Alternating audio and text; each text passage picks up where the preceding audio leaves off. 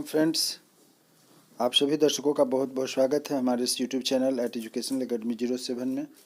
यहाँ हम लोग चर्चा करने जा रहे हैं कि डीएलएड के जो फर्स्ट ईयर के सत्र आरंभ हो चुके हैं और बहुत सारे ऐसे स्टूडेंट्स हैं जिन्हें कि अभी तक डीएलएड फर्स्ट ईयर के सिलेबस नहीं मिले हैं, जिनके कारण उनकी पढ़ाई तो शुरू हुई है परंतु उन्हें पता नहीं है कि क्या पढ़ना है और कितना पढ़ना है, कैसे पढ़ना है। तो इसी सब बातों को लेकर के आज का हमारा यह वीडियो समर्पित है। इस वीडियो को शुरू से आखिरी तक देखें और यदि आप भी डीएलएड के प्रशिक्षु हैं, छात्र या छात्रा हैं, तो मैं उम्मीद करता हूं कि आप हमारे चैनल को सब्सक्राइब करें, जिससे कि डीएलएड से संबंधित सभी जानकारियां आपको समय समय पर मिलती रहेंगी। 2023-25 का सत्र आरंभ हो चुका है। आप सभी दर्शकों का बहुत बहुत स्वागत है हमारे इस यूट्यूब चैनल में। सिलेबस के बिना पढ़ाई पॉसिबल नहीं है और इसी बात को ध्यान में रखते हुए हमने बिहार सरकार से मान्यता प्राप्त जो सिलेबस हैं, जिसे कि हम लोग BSCB से मान्यता प्राप्त करते हैं, राज्य शिक्षा शोध एवं प्रशिक्षण परिषद NCERT महेंद्र पटना बिहार से जो यह निकला हुआ डीएलएड का सिलेबस है, उस पर हम लोग चर्चा करने जा रहे हैं। और यह जो सिलेबस है फेस टू फेस कार्यक्रम की रूपरेखा पर आधारित है। हमारे चैनल को लाइक शेयर सब्सक्राइब करें। लाइक इसलिए करें कि मैं उम्मीद करता हूं कि शुरू से आखिरी तक जब देखेंगे तो सभी विषयों की डिटेल्स जानकारी आपको मिल सकेंगी। उम्मीद करता हूं जो कि आपको अच्छा लगेगा। शेयर करें अपने मित्रों के साथ, जिनके पास, आपके मित्र के पास जिनके पास सिलेबस नहीं है। और सब्सक्राइब इसलिए करें कि डीएलएड संबंधित जो भी जानकारियाँ होंगी, आपकी पढ़ाई संबंधित, सिलेबस संबंधित, कुछ महत्वपूर्ण टॉपिक को भी मैं डालूंगा। परीक्षा संबंधित SEP का फाइल कैसे तैयार होगा, उनके सिलेबस कैसे पूरे होंगे, इन सभी बातों पर डिटेल्स जानकारी हम लोग अपने इस चैनल के माध्यम से आपके सामने रखेंगे। आप यदि डीएलएड के स्टूडेंट हैं फर्स्ट ईयर के, तो हमारे साथ बने रहें शुरू से आखिरी तक। उम्मीद करता हूं कि आपको हमारा यह प्रयास अच्छा लगेगा। सिलेबस राज्य शिक्षा शोध एवं प्रशिक्षण परिषद NCERT महेंद्र पटना के द्वारा प्रकाशित है। यह DElEd diploma in elementary education face to face पाठ्यचर्या रूपरेखा एवं पाठ्यक्रम प्रथम वर्ष के लिए यहाँ पर दिया गया है। पाठ्यचर्या की रूपरेखा इस प्रकार है। आप देखिएगा कि आपके पास यहाँ जो सभी सब्जेक्ट दिए गए हैं, F यहाँ बगल में लिख रहा है। F का मतलब होता है फर्स्ट ईयर को दिखा रहा है। F फॉर फर्स्ट होता है, इसलिए यहाँ पर आपको दिखाया जा रहा है फर्स्ट है। और फर्स्ट ईयर में क्या क्या है, प्रथम वर्ष के पेपर, विषय कौन कौन से हैं और उनका मूल्यांकन किस प्रकार से होगा, आप इसे ध्यान से देखिएगा। सभी बातें मैं क्लियर करने की कोशिश करता हूं। आपकी कोई समस्या शायद ना होनी चाहिए। फिर भी यदि कोई समस्या हो तो हमारे चैनल पर आप अपने कमेंट्स बॉक्स के माध्यम से अपनी आवश्यकता को सेंड करें। मैं आपको पूरा प्रयास करूँगा कि किसी प्रकार की यदि कोई समस्या है डीएलएड संबंधित, तो उसकी पूरी आपकी जो संशय है, आपकी जो समस्या है, उसको दूर की जाए। यहाँ देखिए F1 का पेपर है आपका समाज, शिक्षा और पाठ्यचर्या की समझ। यह 4 क्रेडिट का पेपर है। बाह्य अर्थात आपको थ्योरी जो लिखनी पड़ेगी 70 नंबर की और 30 नंबर कॉलेज के हाथ में, अर्थात यह 100 नंबर का कुल पेपर होता है। F2 है बचपन और बाल विकास, यह भी क्रेडिट 4 है। बाह्य अर्थात 70 नंबर का आपको थ्योरी लिखनी पड़ेगी, 30 नंबर आंतरिक अर्थात कॉलेज के हाथ में असाइनमेंट के माध्यम से मिलेगा। कुल मिलाकर के यह 100 नंबर का पेपर है। F3 देखिए यहाँ पर दिया गया है प्रारंभिक बाल्यावस्था देखभाल एवं शिक्षा, यह भी क्रेडिट 4 का पेपर है। 70 नंबर बाह्य अर्थात आपको थ्योरी के माध्यम से आपको खुद लिखना पड़ेगा और 30 नंबर को आपको असाइनमेंट के माध्यम से, कुल मिलाकर के जो है कि 100 नंबर का यह पेपर है। F4 जो हमारा पेपर है वह विद्यालय संस्कृति परिवर्तन और शिक्षक विकास, यह क्रेडिट 4 का पेपर है। 70 + 300 100 नंबर का यह पेपर होता है। 70 नंबर थ्योरी में है, 30 नंबर आपको असाइनमेंट के माध्यम से मिलेंगे। कॉलेज के द्वारा 100 नंबर का यह पेपर हो जाता है। 5वां पेपर होता है भाषा की समझ तथा आरंभिक भाषा का विकास, यह क्रेडिट 2 का पेपर है। 35 नंबर बाह्य अर्थात आपको अपने से थ्योरी लिखनी पड़ेगी। 15 नंबर असाइनमेंट के माध्यम से कॉलेज देगा आपको। कुल मिलाकर 50 नंबर का यह पेपर होता है। F6 आप देखेंगे कि शिक्षा में जेंडर और समावेशी परिप्रेक्ष्य है, जो 2 क्रेडिट का पेपर है। 35 नंबर की आपकी थ्योरी होगी, 15 नंबर असाइनमेंट में मिलेंगे, 50 नंबर का आपका यह पेपर होता है। F7 देखिए गणित का शिक्षण शास्त्र, F7 प्राथमिक स्तर, क्रेडिट 2 का पेपर है। 35 नंबर आपको अपनी थ्योरी में लाना है, 15 नंबर कॉलेज असाइनमेंट के माध्यम से देगा, 50 नंबर का यह पेपर होता है। इसी प्रकार हम आगे बढ़ते हैं। F8 जो देखिए हिंदी का शिक्षण शास्त्र प्राथमिक स्तर है, क्रेडिट 2 है। 15 नंबर का आपको अपना थ्योरी लिखना है और 15 नंबर 35 नंबर का आपको थ्योरी लिखना है और 15 नंबर आपको असाइनमेंट से मिलेंगे। कुल 50 नंबर का यह पेपर होता है। F9 proficiency in English credit 2 का पेपर है। इसी प्रकार 35 नंबर आप थ्योरी लिखेंगे, 15 नंबर आपको असाइनमेंट के माध्यम से मिलेगा, 50 नंबर का पेपर होता है। F10 पर्यावरण अध्ययन का शिक्षण शास्त्र, पर्यावरण अध्ययन का शिक्षण शास्त्र, यह 2 क्रेडिट का पेपर है जिसमें 35 नंबर आपको थ्योरी से आपको खुद लिखना है, 15 नंबर असाइनमेंट के माध्यम से मिलेगा, 50 नंबर का यह पेपर होता है। F11 कला समेकित शिक्षा, कला समेकित शिक्षा यह पेपर है, यह क्रेडिट 4 का पेपर है। इसमें 40 आपको थ्योरी लिखना है और 60 कॉलेज के हाथ में होता है। इस प्रकार आप देख रहे हैं कि यह जो पेपर है इसमें आप 100 नंबर पाते हैं। उसी प्रकार F12 जो है यह भी शिक्षा में सूचना और संचार तकनीकी अर्थात ICT का पेपर है, जिसमें आप देख रहे हैं कि कुल मिलाकर के आपको यह पेपर जो है कि 4 क्रेडिट का है, जिसमें 40 नंबर आपको अपनी थ्योरी में लाने हैं, 60 नंबर कॉलेज देता है, कुल मिलाकर के 100 नंबर का पेपर है। तथा ACP1 जो है बिहार विद्यालय अनुभव कार्यक्रम 4 सप्ताह का अर्थात फर्स्ट ईयर में 4 सप्ताह का SEP1 के नाम से जाना जाने वाला यह एक पेपर है, जो आपको किसी न किसी स्कूल में 1 महीना के लिए एक प्रकार से स्कूल विद्यालय अनुभव कार्यक्रम के लिए भेजा जाता है। यह 100 का 100 नंबर आपके कॉलेज के हाथ में होता है। तो इस प्रकार आप देख रहे हैं कि कुल मिलाकर के 1000 नंबर का यह पेपर होता है फर्स्ट ईयर में, जिसमें 430 नंबर कॉलेज के हाथ में होता है तथा 570 नंबर आपके हाथ में होता है, अर्थात स्टूडेंट थ्योरी के माध्यम से लेते हैं, और 430 नंबर कॉलेज के हाथ में होता है। दोनों मिलाकर के 1000 नंबर का पेपर होता है। अब आइए आगे बढ़ते हैं कि आपका पेपर 1 शुरू होता है। इसमें कौन कौन से टॉपिक हैं इस पर हम लोग चर्चा करते हैं। समाज शिक्षा और पाठ्यचर्या की समझ, समाज शिक्षा और पाठ्यचर्या की समझ, यह 100 नंबर का पेपर है F1 तथा यह 80 अवधि का है, 80 घंटे का है। मतलब कि इस पूरे सिलेबस को 80 घंटे पढ़ा करके यदि आपके कॉलेज में 1 घंटे का पेपर होगा तो 80 दिन में ख़त्म करना है, या जिस प्रकार की आपकी अवधि निर्धारित की जाएगी आपके कॉलेज के हिसाब से पीरियड को, उसके हिसाब से इसको ख़त्म करना है। इस वीडियो को थोड़ी लंबी हो सकती है क्योंकि सभी 11 पेपर का आपको यहाँ पर सिलेबस दिया गया है, लेकिन कोई घबराने की बात नहीं है। धीरे धीरे चला करके आप सिलेबस को नोट कर सकते हैं, देख सकते हैं, और यदि आपको आवश्यकता हो तो हमें आप कॉल कर सकते हैं, मैसेज कर सकते हैं। आपको PDF के तौर पर यह सिलेबस पूरा का पूरा मिल जाएगा। आप उसे भी चाह करके अपने लिए उतार सकते हैं और इसका प्रयास कर सकते हैं। चलिए आगे बढ़ते हैं। भाषा इकाई है, यूनिट 1 इकाई 1 है, जिसमें कि आपको पहला पढ़ना है बच्चे, बचपन और समाज। बच्चे, बचपन और समाज यूनिट 1 है। यूनिट 1 के तहत आपके जो मुख्य टॉपिक है नंबर 1, मुख्य बिंदु जो है वह है नंबर 1 में बच्चे और बचपन, जिसके तहत सामाजिक, सांस्कृतिक तथा ऐतिहासिक समझ को पढ़ना है। नंबर 2 है समाजीकरण की समझ, इसके अंदर अवधारणा, कारक तथा विविध संदर्भ पढ़ना है। नंबर 3 है बच्चों का समाजीकरण, जिसके तहत माता पिता, परिवार, पड़ोस, जेंडर एवं समुदाय की भूमिका को पढ़ना है। चौथा पॉइंट है बाल अधिकारों का संदर्भ, इसमें हम लोग पढ़ेंगे उपेक्षित वर्गों से आने वाले बच्चों पर विशेष चर्चा के साथ। तो इस प्रकार आप देख रहे हैं कि आपका यूनिट पूरा होता है। यूनिट 2 अब शुरू होगा। यूनिट 2 में हम लोग देखते हैं कि क्या है। यूनिट 2 का पहला जो आपका हेडिंग है वह है कि विद्यालय और समाजीकरण। इसके तहत पहला पॉइंट है शिक्षा, विद्यालय और समाज, जिसके अंतर्गत हम लोग पढ़ेंगे अंतर संबंधों की समझ। दूसरा है विद्यालय में समाजीकरण की प्रक्रिया, इसमें पढ़ेंगे विभिन्न कारकों की भूमिका व प्रभावों की समझ। तीसरा है शिक्षा, शिक्षण तथा विद्यालय, उसके तहत पढ़ेंगे सामाजिक, सांस्कृतिक, आर्थिक व राजनीतिक आधार। यूनिट 3 इकाई 3 में क्या है उसे आप देखिएगा, जिसमें हम लोग पढ़ेंगे शिक्षा और ज्ञान, इसमें है विविध परिप्रेक्ष्यों की समझ। इसके तहत 4 यूनिट है, 4 टॉपिक है। पहला टॉपिक है शिक्षा। शिक्षा में है कि सामान्य अवधारणा, उद्देश्य एवं विद्यालय शिक्षा की प्रकृति। दूसरा है शिक्षा को समझने की विभिन्न आधार अर्थात दृष्टिकोण, जिसमें है दर्शन शास्त्रीय, मनोवैज्ञानिक, समाज शास्त्रीय, शिक्षा का साहित्य, शिक्षा का इतिहास। और तीसरा पॉइंट है ज्ञान की अवधारणा, इसमें देखिएगा दार्शनिक परिप्रेक्ष्य है। और चौथा है ज्ञान के विविध स्वरूप एवं अर्जन के तरीके। इस प्रकार आप देख रहे हैं 4 यूनिट के साथ, 4 पॉइंट के साथ यूनिट 3 हमारा पूरा होता है।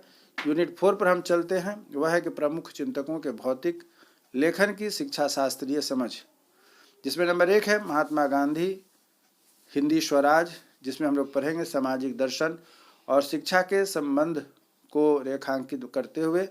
दूसरा है गिजुभाई बथेका दिवास्वप्न, जिसमें है शिक्षा में प्रयोग के विचार को रेखांकित करते हुए। तीसरा है रविन्द्रनाथ टैगोर, शिक्षा सीखने में स्वतंत्रता एवं स्वायत्तता की भूमिका को रेखांकित करते हुए। चौथा है मारिया मोंटेसरी, ग्रहणशील मन पुस्तक में विकास के क्रम शीर्षक अध्याय बच्चों के सीखने के संदर्भ में विशेष पद्धति को रेखांकित करते हुए। पांचवा है ज्योतिबा फुले के इंटर आयोग ISSC को दिया गया पत्र, जिसमें है कि शैक्षिक, सामाजिक एवं सांस्कृतिक असमानता को रेखांकित करते हुए। छठा है डॉक्टर जाकिर हुसैन, शैक्षिक लेख बाल केंद्रित शिक्षा के महत्व को रेखांकित करते हुए। सातवां है जे कृष्णमूर्ति, शिक्षा क्या है, सीखने सिखाने में संवाद की भूमिका को रेखांकित करते हुए। और आठवां है जॉन डेवी, शिक्षा और लोकतंत्र में शिक्षा की आवश्यकता के रूप में शिक्षा शीर्षक लेख शिक्षा और समाज की अंतर्क्रिया को रेखांकित करते हुए। और आखिरी यूनिट है यूनिट 5, पाठ्यचर्या की समझ बच्चों तथा समाज के संदर्भ में। इसके तहत 3 मुख्य बिंदु हैं। पहला है कि पाठ्यचर्या और पाठ्यक्रम, जिसमें अवधारणा तथा विविध आधार है। दूसरा है बच्चों को पाठ्य पुस्तकें, जिसमें है शिक्षा, ज्ञान और समाजीकरण के माध्यम के तौर पर। और तीसरा और आखिरी है अस्थायी पाठ्यक्रम पाठ्यचर्या की समझ। तो इस प्रकार आपने देखा कि F1 का आपका जो सिलेबस है यूनिट 5 के साथ संपन्न होता है। अब हम लोग डिस्कशन करेंगे वो है F2 के बारे में।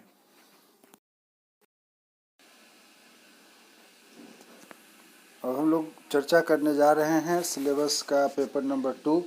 पेपर नंबर 2 कहता है कि बचपन और बाल विकास। बचपन और बाल विकास में हम लोगों को क्या पढ़ना है, इस पर हम लोग विशेष ध्यान देते हैं। यह 100 नंबर का पेपर है।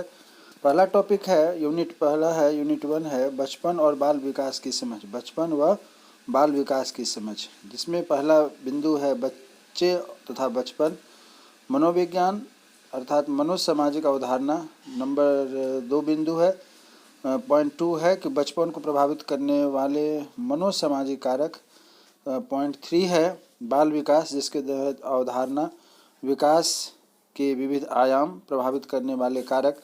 तथा चौथा बिंदु है वृद्धि एवं विकास, जिसके अंतर्गत हम लोग पढ़ेंगे अंतर संबंधों की समझ, अध्ययन के तरीके। इस प्रकार है। इकाई नंबर 2 में चलते हैं। बच्चों का शारीरिक एवं मनोगत्यात्मक विकास। बच्चों का शारीरिक एवं मनोगत्यात्मक विकास, इसका पहला बिंदु है शारीरिक विकास की समझ, दूसरा है मनोगत्यात्मक विकास की समझ, तीसरा है बच्चों की शारीरिक तथा मनोगत्यात्मक विकास की समझ। इस प्रकार यूनिट 3 में हम लोग देखते हैं, इकाई 3 में है कि बच्चों में सृजनात्मकता। बच्चों में सृजनात्मकता, इसके भी 3 बिंदु हैं। पहला है सृजनात्मकता, जिसके अंतर्गत होता है अवधारणा, बच्चों के संदर्भ में विशेष महत्व। दूसरा बिंदु है कि बच्चों में सृजनात्मक विकास हेतु विविध तरीके। तीसरा बिंदु है सृजनात्मकता, जिसे हैं प्रभावित करने वाले कारक। इस प्रकार हम देखते हैं इकाई नंबर 4 में क्या है, खेल और बाल विकास। खेल और बाल विकास, इसका पहला बिंदु है खेल से आशय, जिसके अंतर्गत अवधारणा, विशेषता, बच्चों के विकास के संदर्भ में महत्व। दूसरा है बच्चों के खेल, जिसके तहत है विविध प्रकार एवं संदर्भ। तीसरा बिंदु है बच्चों के विविध खेल, जिसके अंतर्गत हम देखते हैं सीखने सिखाने के माध्यम के रूप में। यूनिट 5 हम देखते हैं क्या है, तो यूनिट 5 कहता है बच्चे और व्यक्तित्व विकास। इसका पहला बिंदु है व्यक्तित्व विकास के विविध आयाम, इसके अंतर्गत एरिक्सन के सिद्धांत तथा विशेष संदर्भ। दूसरा है बच्चों के भावात्मक संवेगात्मक विकास का पहलू, जॉन बाल्बी का सिद्धांत एवं अन्य विचार। और तीसरा है नैतिक विकास और बच्चे, जिसके अंतर्गत सही गलत की अवधारणा, जन प्याजे तथा कोल्हनबर्ग के सिद्धांत को हम लोग पढ़ेंगे। तो इस प्रकार आप देख रहे हैं यूनिट 5 के साथ पेपर 2 आपका F2 समाप्त होता है। अब हम लोग आगे जो बढ़ रहे हैं वह है F3 का पेपर। F3 है प्रारंभिक बाल्यावस्था, देखभाल एवं शिक्षा। प्रारंभिक बाल्यावस्था, देखभाल और शिक्षा, यह भी 100 नंबर का पेपर है। इसके जो पहला यूनिट है, यूनिट नंबर 1 में हम देखते हैं प्रारंभिक बाल्यावस्था, देखभाल, शिक्षा की समझ। प्रारंभिक बाल्यावस्था, देखभाल और शिक्षा की समझ। इसके अंतर्गत पहला बिंदु है प्रारंभिक बाल्यावस्था, देखभाल और शिक्षा, जिसकी प्रमुख अवधारणाएं। दूसरा बिंदु है ECCE की आवश्यकता एवं उद्देश्य, ECCE की आवश्यकता एवं उद्देश्य। और तीसरा बिंदु है प्रारंभिक वर्षों के दौरान गुणवत्तापूर्ण प्रारंभिक बाल्यावस्था देखभाल। प्रारंभिक वर्षों के दौरान गुणवत्तापूर्ण प्रारंभिक बाल्यावस्था देखभाल, जिसके अंतर्गत शिक्षा का बच्चे के विकास एवं जीवन पर प्रभाव। शिक्षा का बच्चे के विकास एवं जीवन पर प्रभाव। इस प्रकार हम लोग अब आगे बढ़ते हैं। चौथा बिंदु जो है बच्चे कैसे सीखते हैं। बच्चे कैसे सीखते हैं। बाल विकास की अवस्था 0 से 3 वर्ष, 3 से 6 वर्ष, 6 से 8 वर्ष, उप अवस्थाएं एवं सीखना। तो आप देख रहे हैं कि यूनिट 1 संपन्न होता है। यूनिट 2 पर हम लोग चर्चा करते हैं। यूनिट 2 का पहला यूनिट 2 जो है वह है कि प्रारंभिक बाल्यावस्था देखभाल और शिक्षा, अर्थात ECCE के पाठ्यचर्या की समझ। प्रारंभिक बाल्यावस्था देखभाल और शिक्षा, ECCE के पाठ्यचर्या की समझ नंबर 1 में है। एक संतुलित तथा संदर्भ युक्त ECCE पाठ्यचर्या की समझ। नंबर 2 है ECCE पाठ्यचर्या के लघु एवं दीर्घकालिक उद्देश्य तथा नियोजन। तीसरा है गतिविधियों के आयोजन के लिए विभिन्न विधियों प्रक्रियाओं का उदाहरण, विषय वस्तु आधारित प्रक्रिया तथा प्रोजेक्ट विधि इत्यादि। चौथा है कक्षा में विकासानुकूल और बाल केंद्रित तथा समावेशी वातावरण। इस प्रकार आप देख रहे हैं चौथा पॉइंट हुआ यूनिट 2 का। यूनिट 3 में हम देखते हैं प्रारंभिक बाल्यावस्था शिक्षा एवं विद्या की तैयारी। प्रारंभिक बाल्यावस्था शिक्षा एवं विद्या की तैयारी। पॉइंट 1 है प्रारंभिक विद्यालयों में प्रारंभिक बाल्यावस्था देखभाल और शिक्षा के विस्तार का अर्थ एवं आधार। प्राथमिक विद्यालयों में प्रारंभिक बाल्यावस्था देखभाल और शिक्षा के विस्तार का अर्थ एवं आधार। दूसरा बिंदु है प्रारंभिक वर्षों में प्रक्रियाओं के बाल केंद्रित होने का अर्थ। तीसरा है प्रारंभिक बाल्यावस्था शिक्षा में खेल एवं गतिविधियों के आयोजन का महत्व। चौथा है विद्यालय आने से पहले बच्चों की भाषा तथा गणितीय कौशल। इस प्रकार आप देख रहे हैं यूनिट 3 पूरा हुआ। यूनिट 4 है। यूनिट 4 में है कि बच्चे की प्रगति का आकलन। बच्चों की प्रगति का आकलन कैसे करेंगे, इसके अंतर्गत 6 बिंदु दी गई है। पहला है कि प्रारंभिक वर्षों में विकास के विभिन्न आयाम एवं अधिगम। दूसरा है बच्चे की प्रगति के विभिन्न संकेतक एवं मानक। तीसरा है बच्चे की प्रगति का अवलोकन व आकलन। चौथा प्रारंभिक बाल्यावस्था शिक्षा में बच्चों की प्रगति से संबंधित अभिलेखों का संधारण। पांचवा है बच्चे की प्रगति में घर एवं विद्यालय की भूमिका का अंतर संबंध। छठा है विशेष आवश्यकता वाले बच्चे, जिसे हम दिव्यांग बच्चे, और प्रारंभिक बाल्यावस्था देखभाल और शिक्षा। पांचवा इकाई है वह है कि बिहार में प्रारंभिक बाल्यावस्था देखभाल और शिक्षा। बिहार में प्रारंभिक बाल्यावस्था देखभाल और शिक्षा, जिसका 4 बिंदु हैं। पहला बिंदु है कि बिहार में प्रारंभिक बाल्यावस्था देखभाल और शिक्षा की वर्तमान स्थिति। दूसरा है राज्य की प्रारंभिक बाल्यावस्था शिक्षा को 8 वर्ष तक विस्तार देने का अर्थ। तीसरा है राज्य के प्रारंभिक बाल्यावस्था शिक्षा की चुनौतियां एवं नवाचार। और चौथा है राज्य में विद्यालय की तैयारी। राज्य में विद्यालय की तैयारी में संस्थाओं की एकेडमिक तथा सामाजिक से अपेक्षा। तो इस प्रकार आप देख रहे हैं यूनिट 3 का 5 यूनिट के साथ यूनिट 3 हमारा F3 पूरा हो जाता है। अब हम लोग चर्चा करने जा रहे हैं वह है F4। F4 का पेपर भी 100 नंबर का है और F4 में यह भी आप देखेंगे कि क्या है। हमारे साथ बने रहें। उम्मीद करता हूं कि यह जो आपको मैं सिलेबस दे रहा हूं, आप यदि फर्स्ट ईयर के स्टूडेंट हैं तो इसका लाभ आपको मिलेगा। आप हमारे साथ बने रहें। F4 चौथा पेपर का टॉपिक है विद्यालय संस्कृति परिवर्तन और शिक्षक विकास। विद्यालय संस्कृति परिवर्तन और शिक्षक विकास। यूनिट 1 है विद्यालय संस्कृति और प्रबंधन। विद्यालय संस्कृति और प्रबंधन।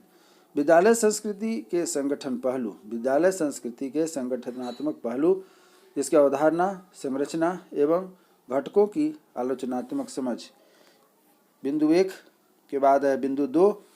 दूसरा पॉइंट है विद्यालय प्रबंधन की व्यवस्था और अंतर्निहित मान्यताएं, विभिन्न घटक, कार्य संस्कृति, अनुशासन, समय प्रबंधन, आपदा प्रबंधन, बाल संसद और मीना मंच की भूमिका।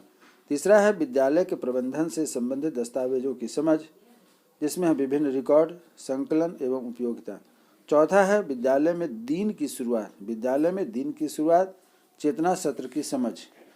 यूनिट 2 है विद्यालय में परिवर्तन। यूनिट 2 है विद्यालय में परिवर्तन। नंबर 1 विद्यालय भवन का सृजनात्मक प्रयोग। विद्यालय भवन का सृजनात्मक प्रयोग सीखने सिखाने के माध्यम के रूप में है। नंबर 2 बिंदु है वह है कि शिक्षा के अधिकार के अंतर्गत विद्यालय व्यवस्था में परिवर्तन। नंबर 3 है समावेशी शिक्षा के अनुरूप विद्यालय संगठन एवं प्रबंधन। नंबर 4 है कला समेकित शिक्षा के माध्यम से विद्यालय परिवेश एवं कक्षाई शिक्षण में बदलाव। और 5वां है सूचना एवं संचार तकनीकी का शिक्षण प्रक्रिया में प्रयोग। तो इस प्रकार आप देख रहे हैं विद्यालय में परिवर्तन यूनिट 2 पूरा होता है। यूनिट 3 में चलिए क्या है, विद्यालय शिक्षण की व्यवस्था। विद्यालय शिक्षण की व्यवस्था में नंबर 1 है कक्षा कक्ष शिक्षण की प्रकृति। इसके अंतर्गत है परंपरागत, बाल केंद्रित, लोक केंद्रित, सृजनात्मक इत्यादि। दूसरा बिंदु है कक्षा कक्ष संचालन, जिसमें है कक्षा की व्यवस्था, कक्षा में संप्रेषण और सीखने सिखाने की विधि स्तर। तीसरा है सीखने की योजना अर्थात लर्निंग प्लान, जिसमें अवधारणा, योजना निर्माण, क्रियान्वयन तथा स्वमूल्यांकन। चौथा है पाठ्य सहगामी व सह शैक्षिक प्रक्रियाएं, महत्व, योजना एवं क्रियान्वयन, जिसमें गतिविधियां, कला, खेल इत्यादि हैं। 5वां पॉइंट है कि सीखने सिखाने के दौरान आने वाली प्रमुख चुनौतियों एवं अनुपूरक शिक्षण की व्यवस्था। और 6ठा पॉइंट है विद्यालय में आकलन एवं मूल्यांकन की व्यवस्था। इसके अंतर्गत है सतत एवं व्यापक मूल्यांकन, आकलन, प्रगति प्रपत्रक। चलिए चौथा यूनिट की ओर बढ़ते हैं। चौथा यूनिट क्या कहता है, चौथा यूनिट है कि शिक्षक प्रवृत्तिक विकास, प्रोफेशनल डेवलपमेंट के आयाम। शिक्षक प्रवृत्ति विकास अर्थात अवधारणा, आवश्यकता, नीतिगत विमर्श एवं सीमाएं। दूसरा है शिक्षक प्रशिक्षण कार्यक्रम, आवश्यकता, महत्व, प्रकार एवं स्वरूप। तीसरा बिंदु है विद्यालय में नेतृत्व व्यवस्था और शिक्षक, जिसके तहत प्रशासनिक, सामूहिक, शिक्षण शास्त्रीय, परिवर्तनकारी। चौथा है शिक्षक तनाव प्रबंधन, जिसमें है अवधारणा, तनाव के कारण और निदान। और 5वां है शिक्षक की प्रवृत्ति विकास में स्वाध्याय, लेखन और सहकर्मियों की भूमिका। इस प्रकार आपने देखा चौथा इकाई खत्म होता है। 5वां इकाई है महत्वपूर्ण शैक्षिक संस्थाएं, प्रशिक्षण केंद्र, सरकारी योजनाओं की समीक्षात्मक समझ। नंबर 1 विभिन्न संस्थाओं के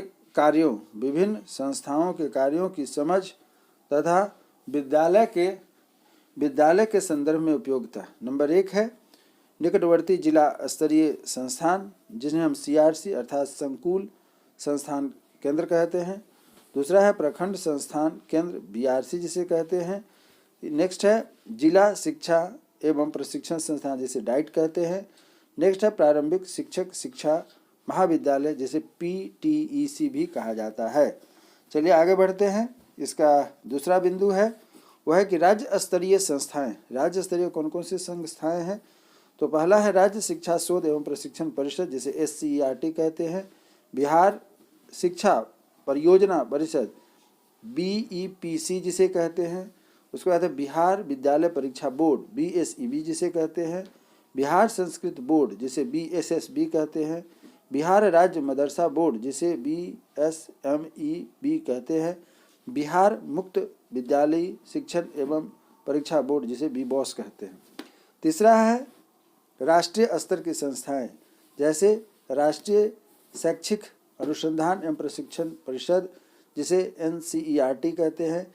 केंद्रीय माध्यमिक शिक्षा बोर्ड जिसे सीबीएसई कहते हैं, राष्ट्रीय शैक्षिक योजना एवं प्रशासन विश्वविद्यालय जिसे NUEPA कहते हैं, राष्ट्रीय शिक्षक शिक्षा परिषद जिसे NCTE कहते हैं। चौथा पॉइंट यह है कि जिसे अंतर्राष्ट्रीय एवं गैर सरकारी संस्थाएं, अंतर्राष्ट्रीय एवं गैर सरकारी संस्थाएं जैसे यूनिसेफ, ब्लड बैंक एवं अन्य गैर सरकारी संस्थाएं। पॉइंट बी में हम देखते हैं क्या कहा गया है। पॉइंट बी कहता है कि शैक्षिक योजनाओं की प्रमुख पहलुओं से परिचय तथा विद्यालय के संदर्भ में उपयोगिता। ऐसे कौन कौन से मुख्य बिंदु हैं जिसमें कि शैक्षिक योजनाओं के प्रमुख पहलुओं से परिचय तथा विद्यालय के संदर्भ में हमें जाननी चाहिए। नंबर 1 है सर्व शिक्षा अभियान जिसे SSA कहते हैं। दूसरा है राष्ट्रीय माध्यमिक शिक्षा अभियान जिसे कि RMSA कहते हैं। तीसरा है समेकित बाल विकास योजना जिसे ICDS कहते हैं। चौथा है बालिकाओं की शिक्षा को प्रोत्साहित करने वाली विशेष योजना। और पांचवा है उपेक्षित वर्ग के बच्चों की शिक्षा को प्रोत्साहित करने वाली विशेष योजना। तो इस प्रकार आप देख रहे हैं कि यूनिट 4 हमारा F4 अर्थात सिलेबस नंबर 4 पूरा होता है। अभी तक जो हम लोगों ने देखा वह 100 नंबर का पेपर था। अब हम लोग देखने जा रहे हैं 5वां पेपर जो है वह है भाषा की समझ तथा आरंभिक भाषा का विकास। यह पेपर जो है आपका 50 नंबर का है, जिसमें 35 + 15 अर्थात 35 आप थ्योरी लिखेंगे और 15 कॉलेज आपको असाइनमेंट के तौर पर देता है। कुल मिलाकर के 50 नंबर का पेपर है। यूनिट 1 है कि भाषा की प्रकृति, जिसके अंतर्गत हम देखते हैं भाषा का अर्थ। दूसरा है भाषा प्रतीकों की वाचिक व्यवस्था के रूप में। उसके बाद है समझ के माध्यम के रूप में। तीसरा है संप्रेषण के माध्यम के रूप में। तीसरा पॉइंट है कि मानव भाषा एवं पशु पक्षियों पेड़ पौधों की भाषा में अंतर। चौथा है कि भाषा की नियमबद्ध व्यवस्था, ध्वनि संरचना, शब्द संरचना, वाक्य संरचना, संवाद संरचना। और पांचवा है भाषा की विशेषता, भाषा की विशेषता। इसी प्रकार इकाई 2 है भाषाई विविधता एवं बहुभाषिकता, भाषाई विविधता एवं बहुभाषिकता। इसका पहला बिंदु है भारत का बहुभाषिक परिदृश्य, भारत में भाषाएं एवं भाषा परिवार। दूसरा बिंदु है कि बिहार का बहुभाषिक परिदृश्य। तीसरा है भाषा और बोली। चौथा है बहुभाषिकता के आयाम, जिसमें बौद्धिक आयाम, शिक्षण शास्त्रीय आयाम। पांचवा बिंदु है कि भाषा के संदर्भ में संवैधानिक प्रावधान, अनुच्छेद 343 से लेकर 351, 8वीं अनुसूची। और छठवां पॉइंट है बहुभाषिक पक्ष या केस स्टडी। तीसरा यूनिट है जो हम लोग देख रहे हैं बच्चों की प्रारंभिक भाषा विकास और विकास में भाषा, विद्यालय में भाषा। इसका पहला बिंदु है बच्चों की भाषा सीखने की क्षमता तथा बच्चों के भाषाई ज्ञान को समझना, जिसमें है विद्यालय आने से पहले बच्चों की भाषाई पूंजी। दूसरा है बच्चे भाषा कैसे सीखते हैं, जिसमें हम लोग मुख्य मनोवैज्ञानिकों के बारे में पढ़ेंगे, स्किनर, चॉम्स्की, वाइगोत्स्की और पियाजे की विशेष संदर्भ पढ़ेंगे। तीसरा पॉइंट है भाषा अर्जित करने और भाषा सीखने में अंतर। चौथा है विद्यालय में भाषा अर्थात विषय के रूप में, माध्यम भाषा के रूप में। पांचवा पॉइंट है भाषा सीखने के उद्देश्यों की समझ, जिसमें कल्पनाशीलता, सृजनशीलता, संवेदनशीलता। छठा पॉइंट है भाषा के आधारभूत कौशल, जिसमें सुनना, बोलना, पढ़ना, लिखने का विकास एवं शुरुआती पढ़ना लिखना। और सातवां पॉइंट है लिपि और भाषा, सातवां पॉइंट है लिपि और भाषा। तो इस प्रकार आप देख रहे हैं कि मेरा F5 का भी सिलेबस संपन्न होता है।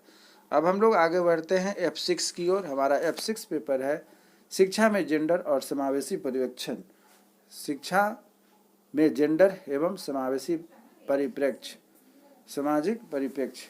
तो सामाजिक परिप्रेक्ष्य में हम लोग क्या देखते हैं, पहला जो हमारा इकाई है समावेशी शिक्षा की समझ, समावेशी शिक्षा की समझ, जिसके तहत 4 बिंदु है।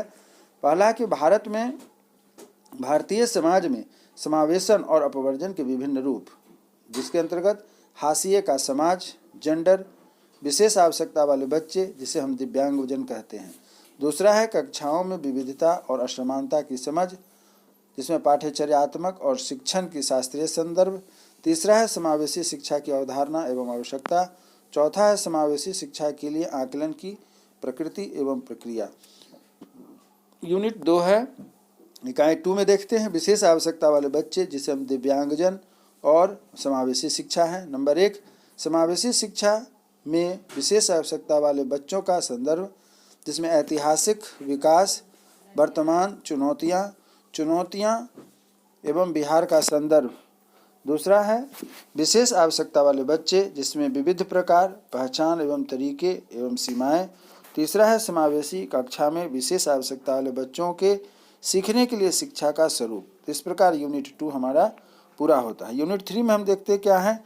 यूनिट 3 है पहला जेंडर, विमर्श और शिक्षा, जिसके अंतर्गत है जेंडर अर्थात अवधारणा और संदर्भ, पितृसत्ता, नारीवाद विमर्श के संदर्भ में जेंडर विभेद। दूसरा है दूसरा पॉइंट है वह है आपका बच्चों के समाजीकरण में जेंडर की भूमिका, जिसके अंतर्गत है बचपन, परिवार, समुदाय और मीडिया। तीसरा है शिक्षा व्यवस्था व विद्यालय में प्रचलित जेंडर विभेद, उसमें है पाठ्यचर्या, पाठ्यपुस्तकें, कक्षाई प्रक्रियाओं, जिसमें विद्यार्थी और शिक्षक अर्थात स्टूडेंट टीचर इंटरकनेक्शन, संवाद के विशेष संदर्भ। और चौथा है जेंडर संवेदनशीलता और समानता में शिक्षा की भूमिका। जेंडर संवेदनशीलता और समानता में शिक्षा की भूमिका। इस प्रकार आप देख रहे हैं कि F6 पूरा हो जाता है। F7 की ओर हम लोग आगे बढ़ते हैं। पूरे सिलेबस की जानकारी के लिए हमारे साथ शुरू से आखिरी तक बने रहे। बहुत जल्द ही बहुत छोटा वीडियो बनाने का प्रयास किया जा रहा है। बहुत जल्द ही यह वीडियो समाप्त हो जाएगा। नेक्स्ट पॉइंट है गणित का शिक्षण शास्त्र। यह भी 50 नंबर का पेपर है। 35 + 15, 35 आपको थ्योरी में लाने हैं और 15 आपको असाइनमेंट के माध्यम से कॉलेज देगा, और इस प्रकार यह 50 नंबर का पेपर होता है। यूनिट 1 है कि इकाई गणित की समझ। गणित की समझ में पहला टॉपिक है गणित के बारे में भय, भ्रम और मिथक, गणित सबके लिए। दूसरा बिंदु है कि दैनिक जीवन में गणित आवश्यकता एवं महत्व। तीसरा है गणित की प्रकृति और चौथा है गणितीयकरण। यूनिट 2 है कि प्राथमिक स्तर पर गणित है, जिसमें आधार, उद्देश्य और पाठ्यक्रम। नंबर 1 में है गणित सीखने सिखाने के विविध आधार, जिसमें पहला बिंदु है बच्चों के गणितीय समझ एवं अनुभव। दूसरा है बच्चों की सामाजिक, सांस्कृतिक, आर्थिक परिप्रेक्ष्य की समझ। तीसरा है गणित एवं संज्ञानात्मक विकास। उसके बाद है दूसरा पॉइंट, वह कहा जाता है कि प्राथमिक स्तर पर गणित सीखने के उद्देश्य। प्राथमिक स्तर पर गणित सीखने के उद्देश्य में है पहला राष्ट्रीय पाठ्यचर्या की रूपरेखा 2005, बिहार पाठ्यचर्या रूपरेखा 2008, NCFTE 2009, गणित आधार 2006, NCERT के संदर्भ में। तीसरा है बिहार के प्राथमिक स्तर के गणित का पाठ्यक्रम एवं पाठ्यपुस्तकें। इस प्रकार यूनिट 2 के बाद यूनिट 3 शुरू होता है, जिसमें संख्या एवं संख्या संक्रियाएं। नंबर 1 यूनिट है संख्या पूर्व अवधारणाओं की समझ। दूसरा है संख्या की अवधारणा की समझ। तीसरा है गिनती से परिचय। चौथा है संख्या प्रत्यय की समझ का विकास एवं विभिन्न संकेतों के माध्यम से संख्याओं की प्रस्तुति। पांचवा है स्थानीय मान और छठा है गणितीय संक्रियात्मक एवं उसमें अंतर संदर्भ। और यूनिट 4 है इकाई 4, वह है कि मापन और आंकड़े। नंबर 1 है मापन का अर्थ। नंबर 2 है मापन और अनुमान। तीसरा है अमापक एवं मापक इकाइयाँ। चौथा है मापन के दौरान होने वाली गलतियाँ। पांचवा है लंबाई, क्षेत्रफल, धारिता, आयतन तथा समय का मापन। और छठा है आंकड़ों का प्रत्यय एवं प्रस्तुतिकरण। तो इस प्रकार आपने देखा कि F7 पूरा होता है। इसी प्रकार F8 की ओर हम लोग बढ़ते हैं। F8 है गणित का शिक्षण शास्त्र।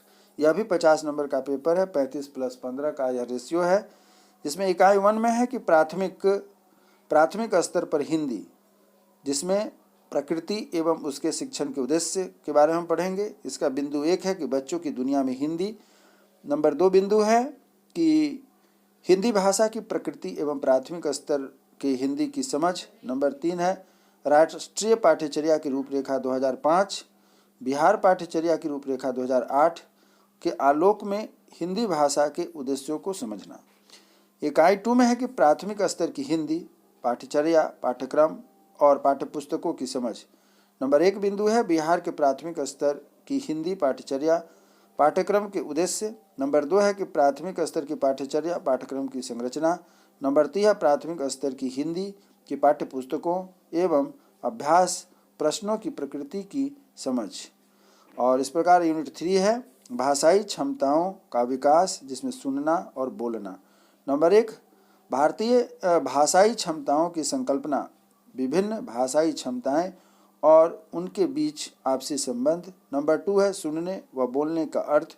नंबर 3 है सुनने और बोलने को प्रभावित करने वाले कारक। नंबर 4 है प्राथमिक स्तर के बच्चों के सुनने और बोलने की क्षमताओं का विकास करना। इसके अंतर्गत जो हम देखते हैं वह है कि बच्चों को कक्षा में सुनने बोलने के मौके उपलब्ध करवाना, जैसे कि आज की बातचीत, अपने बारे में बात करना, स्कूल के अनुभवों पर बात करना, आंखों देखी या सुनी हुई घटनाओं के बारे में व्यक्त करना, बाल गीत, कविताएं सुनना सुनाना, कहानी सुनना सुनाना, चित्र वर्णन, दिए गए शब्दों की कहानी सुनाना, रोल प्ले करवाना, सुने हुए विचारों को संक्षिप्त और विस्तारित कर पाना, परिचित समसामयिक विषयों पर विचार प्रस्तुत करना, बच्चों को कहानी, कविता, नाटक आदि रचना उसे बढ़ाने तथा प्रस्तुत करने के अवसर देना। कविताएं, कहानी, गीतों आदि के उदाहरण प्रारंभिक कक्षाओं की हिंदी के पाठ्य पुस्तकों से भी लिए जाते हैं। और 5वां है कि भाषा सीखने के संकेतक सुनने और बोलने के संदर्भ में। इकाई नंबर 4 पर हम लोग चर्चा करते हैं। इकाई नंबर 4 कहता है कि पढ़ने की क्षमता का विकास। बच्चों के अंदर पढ़ने की क्षमता का विकास कैसे होगा? तो नंबर 1 पढ़ने का अर्थ, जो पढ़ रहे हैं उसका अर्थ समझे, अर्थात शुरुआती पढ़ना क्या है, शुरुआती पढ़ना अर्थात चरणबद्ध प्रक्रिया को समझना। नंबर 2 है पढ़ने की प्रक्रिया और विभिन्न सोपानों का अनुमान लगाने, अर्थ समझने, लिपि पहचानने, पढ़कर प्रवृत्तियों को पढ़ना, पढ़कर सार प्रस्तुत करने का तात्पर्य और महत्व। तीसरा है पढ़ने का प्रकार, सस्वर, मौन पठन, गहन पठन, विस्तृत पठन, शब्द और अर्थ का अनुमान लगाते हुए पढ़ना, स्किप रीडिंग और स्कैन रीडिंग। चौथा पॉइंट है पढ़ना सिखाने के विभिन्न तरीकों और समीक्षात्मक समझ, अर्थात वर्ण विधि, शब्द विधि, वाक्य विधि, अर्थपूर्ण संदर्भ आधारित उपागम। 5वां है पढ़ना सीखने सिखाने की प्रक्रिया में बाल सहायता की भूमिका। और 6ठा है भाषा सीखने के संकेतक पढ़ने के संदर्भ में।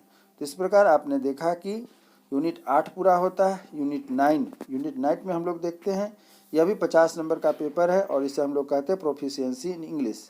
50 नंबर का पेपर है और 35 + 15 अर्थात 35 आप थ्योरी लिखेंगे और 15 जो होगा आपको असाइनमेंट के माध्यम से कॉलेज से मिलेगा। यूनिट 1 कहता है need and importance of English languages. There are 4 points in this unit. 1, first is the English as a global language. Second is the English around us. Third is constitutional provision, English as an associate official language, and fourth is proficiencies versus achievement in English.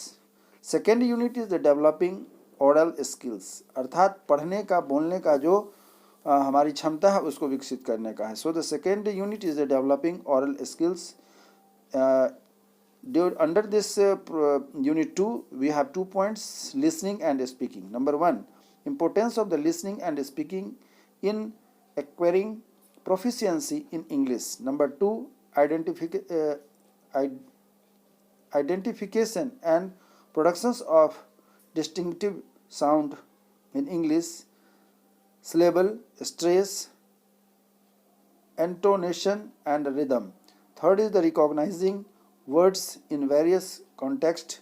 Fourth is identification meaning, gist, identifying emotions, feelings in an utterance.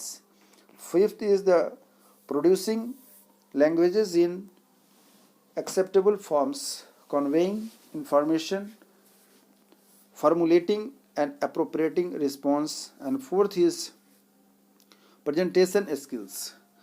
Unit 3, developing reading and writing skills. Reading means a study skill. Second point is the reading for local and the global comprehension, including the inference and the extra pollutions. And third point, the extensive and intensive reading.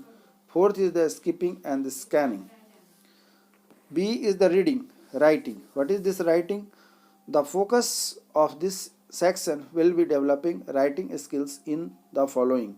Number 1 is the mechanics of the writing. It means strokes, curves, proper shapes, size and spacing. Second is the writing messages, descriptions, reports, notices, applications, letters, invitations, posters and slogans. And third is the writing a paragraph having coherence, cohesion and the unity. Fourth unit is the vocabulary enrichment and the grammar in the context. Point number 1, words around us. List of the active and the passive words to be identified, including phrasal verbs and idioms, using them in different context. Point 2 is content words and the functions words. Third is the antonyms, synonyms, homophones and the homonyms. And fourth is the word formations, that is using perfections and the suffixes. And second is the grammar in context. Need and importance of the grammar. Need and importance of grammar. Notions of the correctness versus the notions of the appropriateness. Second is the traditional grammars versus the grammar in the context. And the third is the grammatical items. According to this, types of the sentence, time tense, part of the speech, subject verb agreement, transformations of the sentences, including the voice, directions, direct and indirect speech, linkers, modals, properties, prepositions and the prepositional phrases. And 10th point is 10वां syllabus है पर्यावरण अध्ययन शिक्षण शास्त्र. यह 50 number का paper है.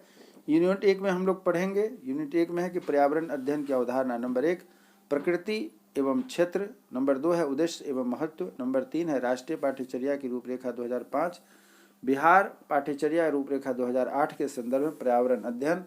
चौथा पर्यावरण स्तर के पाठ्यक्रम के पर्यावरण अध्ययन का संयोजन व विस्तार, जिसके अंतर्गत हम लोग पर्यावरणीय प्रकरण जिसका थीम के प्रमुख आधार, परिवार एवं मित्र, जल, भोजन, आवास, यात्रा, वस्तुओं के निर्माण एवं व्यवहार. यूनिट 2 में हम लोग पढ़ते हैं वह है इकाई 2 में पर्यावरण अध्ययन के संदर्भ में हमारा एवं बच्चों का परिवेश. नंबर 1 है बच्चों के परिवेश संबंधित अनुभव शिक्षण के आधार के रूप में. नंबर 2 है परिवेश में विविधता की समझ. नंबर 3 है कि अपने परिवेश से अन्य परिवेशों में तुलना. नंबर 4 है परिवेश संबंधित सूचनाओं का संग्रह और विश्लेषण. इसी प्रकार यूनिट 3 जब हम देखते हैं, यूनिट 3 में है कि पर्यावरण अध्ययन का शिक्षण शास्त्र, शिक्षण अधिगम विधियां, जिसमें हम लोग देखेंगे पर्यावरण अध्ययन के शिक्षण उपागम में विविध शिक्षण विधियों का प्रयोग करके इसे रोचक एवं सार्थक बनाना इस इकाई का प्रमुख उद्देश्य. प्रस्तुत इकाई प्रशिक्षुओं को पर्यावरण अध्ययन की विविध विधियों से परिचित कराती है तथा अपने परिवेश एवं पर्यावरण को समझने का तर्क तरीका बताती है, जिसके अंतर्गत खोज अन्वेषण विधि.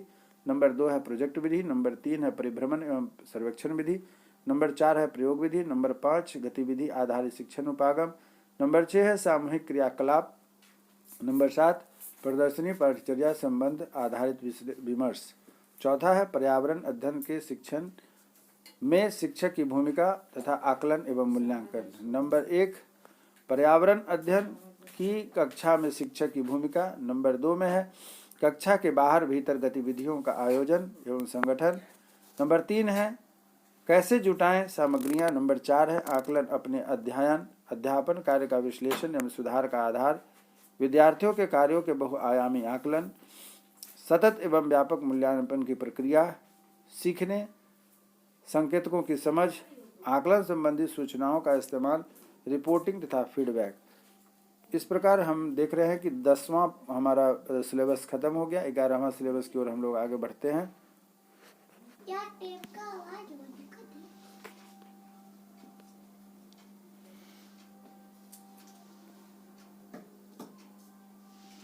10वां पॉइंट के बाद अभी हम लोग 11वां पेपर पर चर्चा करने जा रहे हैं. जैसा 11वां पेपर है कला समेकित शिक्षा. कला समेकित शिक्षा भी 100 नंबर का पेपर है, जिसमें 40 नंबर आपकी थ्योरी में रहेंगे और 60 नंबर महाविद्यालय की तरफ से असाइनमेंट के तौर पर आपको मिलेगा।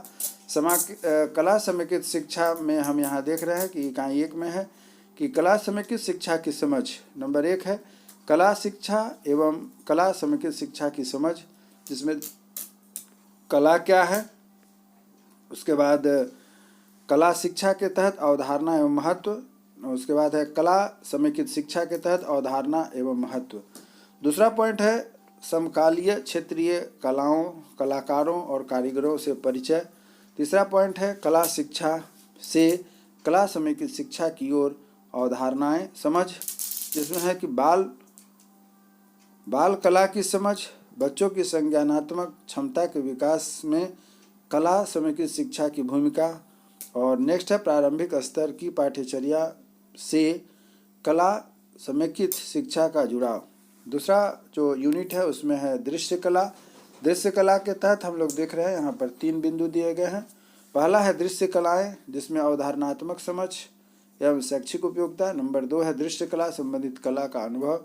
नंबर 3 है दृश्य कलाओं के विविध प्रकार एवं संबंधित सामग्री से परिचय एवं विकास, यथा चित्रण बनाना, मुखौटा, मिरर इमेज, कागज एवं कबाड़ से सामग्री का निर्माण। नंबर 3 है प्रदर्शन कला।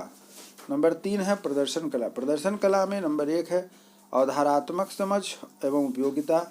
नंबर 2 है प्रदर्शन कला संबंधित कला एवं अनुभव। नंबर 3 है प्रदर्शन कला के विभिन्न प्रकार एवं उनकी तैयारी, जिसके अंतर्गत नंबर 1 में हम लोग पढ़ते हैं वाचन, सृजनात्मक लेखन और संप्रेषण कला। नंबर 2 है संगीत, गायन एवं संगीत, नृत्य, लोक शास्त्रीय एवं समकालीन। तीसरा है परछाई से रोचक स्वरूप को गढ़ना। चौथा है नाटक मंचन के विभिन्न स्वरूप। चौथा है शिक्षा में रंगमंच की अवधारणा समझ एवं उपयोगिता। यूनिट 4 में हम लोग देखते हैं कि कला अनुभव का शिक्षण में सृजनात्मक प्रयोग। नंबर 1 शिक्षण का योजना, सीखने की योजना और कला सीखने की योजना, कला समेकित शिक्षा, प्रमुख बिंदु एवं चुनौतियाँ। नंबर 2 है विभिन्न कला सामग्रियों का शिक्षण के प्रयोग, विषय के संदर्भ की सीखने की योजना और क्रियान्वयन। तीसरा है विद्यालय के भवन, जगह, समय, गतिविधि में कला के अनुभव के समावेश के तरीके। और चौथा है सीखने सिखाने में कला के अनुभव के प्रभावी समावेशी हेतु शिक्षक एवं विद्यालय की भूमिका। इसी प्रकार 5वां इकाई हम देखते हैं, जिसमें कहा गया है कि कला समेकित शिक्षा में आकलन और मूल्यांकन। कला समेकित शिक्षा में आकलन और मूल्यांकन, जिसमें नंबर 1 है कला समेकित शिक्षा में आकलन और मूल्यांकन, अवधारणात्मक समझ, बच्चों के सहशैक्षिक अर्थात को स्कॉलिस्टिक मूल्यांकन की भूमिका, क्रियान्वयन के दौरान याद रखे जाने वाले प्रमुख बिंदु। उसके बाद है आकलन एवं मूल्यांकन के संकेतक, जिसके अंतर्गत अर्थ, दृश्य कला और प्रदर्शन कला के संदर्भ में।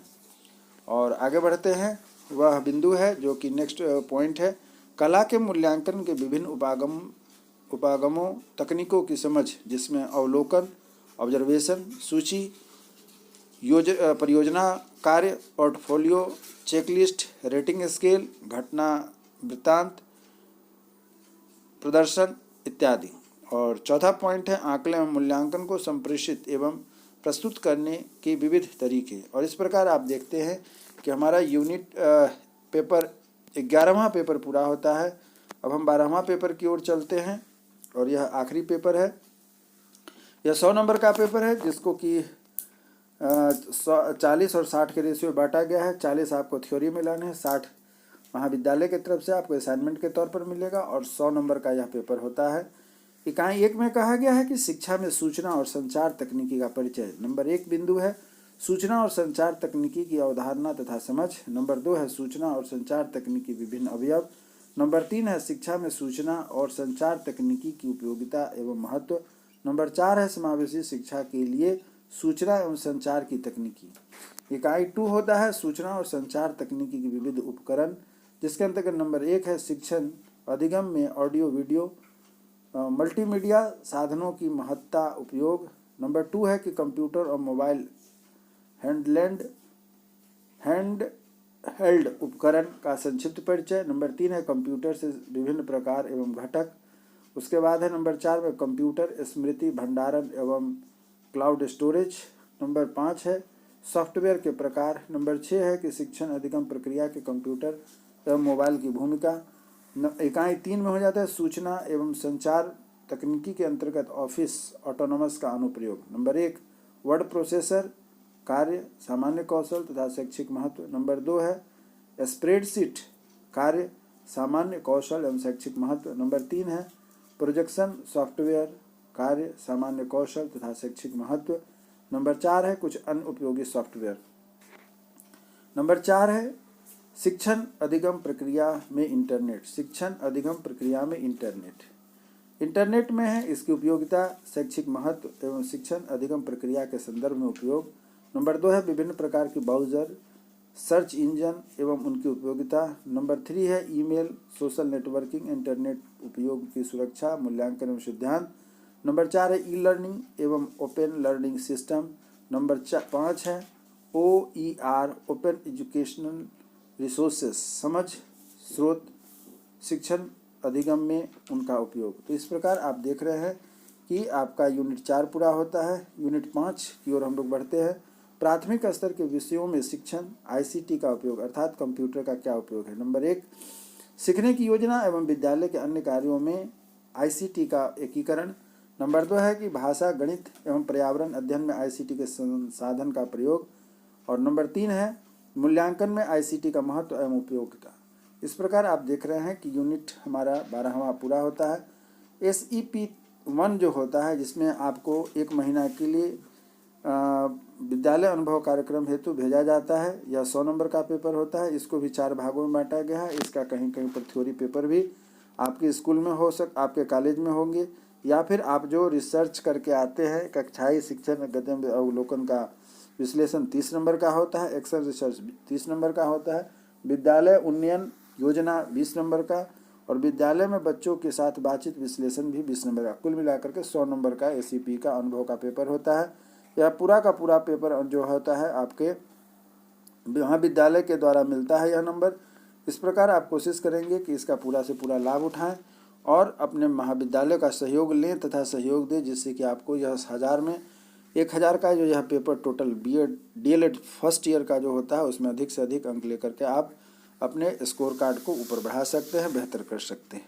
उम्मीद करता हूं कि हमारे द्वारा दिया गया यह जो सिलेबस का परिचय है आपको निश्चित रूप से उपयोगी लगा होगा और आप इसका लाभ उठाएंगे। शुरू से आखिरी तक हमारे साथ बने रहने के लिए बहुत बहुत धन्यवाद। हमारे चैनल को सब्सक्राइब करें। जैसे DLED संबंधित सभी समस्याओं का समाधान है तो हम आपके सहयोग में खड़े रहेंगे जिसका नोटिफिकेशन सबसे पहले आपके पास पहुँचेगा। इसी शुभकामना के साथ कि हमारी आपकी मुलाकात फिर से होगी। तब तक के लिए जय हिंद जय भारत।